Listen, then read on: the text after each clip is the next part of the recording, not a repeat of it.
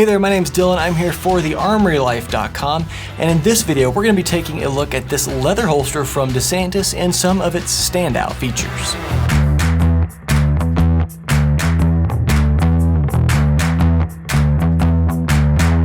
The holster I'm talking about here in particular is this one. It is the DeSantis Thumbbrake Vengeance Scabbard holster. In particular, this one right here works for the Springfield Armory Echelon with the X300UA or X300UB attached. So this is a light-bearing holster. And it's got a few standout physical features that I think we should take a look at first. And so it's got very, very immaculate finish and fantastic stitching. As you'll see, some of the stitching in some of the high-use areas, that is triple stitching and then double stitching.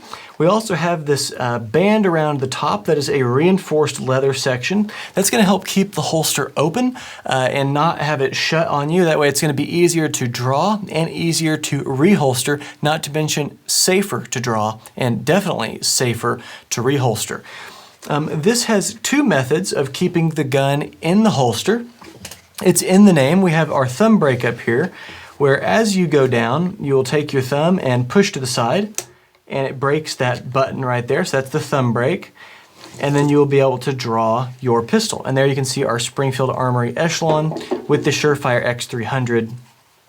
We also have a retention device down here, so you can actually take a screwdriver and you can tighten the retention on this. And like most light-bearing holsters, of course, the retention is going to be built around the light and not the trigger guard, because the light is the beefier part for the holster to grab onto. You'll also notice the holster has 3 belt loops, and it works for belts that are 1 3/4 of an inch wide and down. So the widest belt you'd be able to use is 1 3/4 of an inch.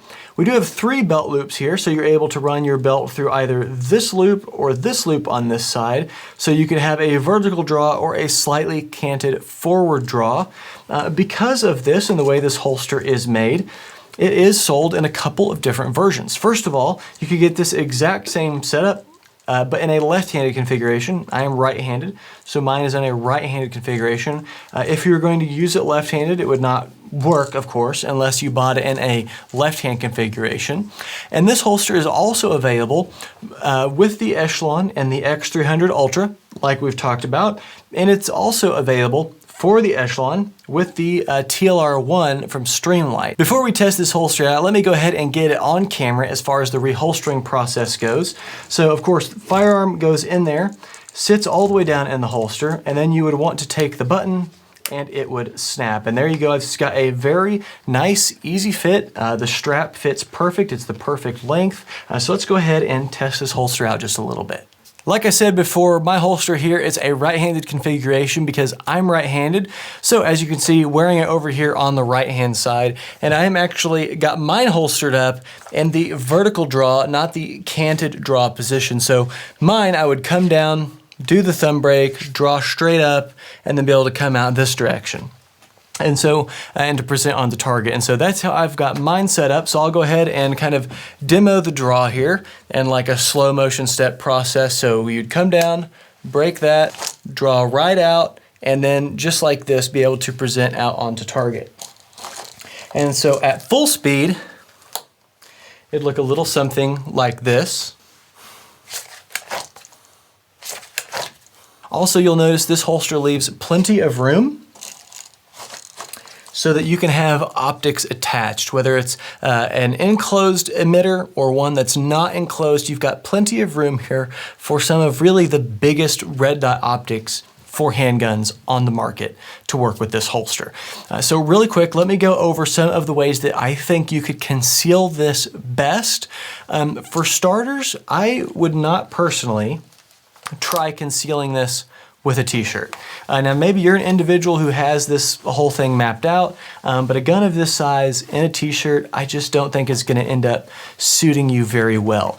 I would really opt for, at a bare minimum, a button down. So let me go ahead and change into that and show this off. Okay, so here it is with a simple button down flannel shirt.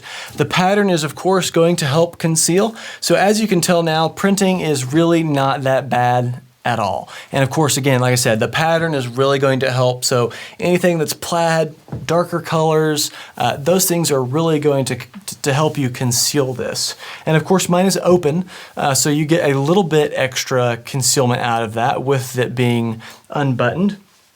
I'm gonna go ahead and button this up just real quick so you can see if there is any pulling or anything like that. Remember, my holster is in the vertical orientation, so it's right here. So if I kind of push in, you can see like there's the holster right there.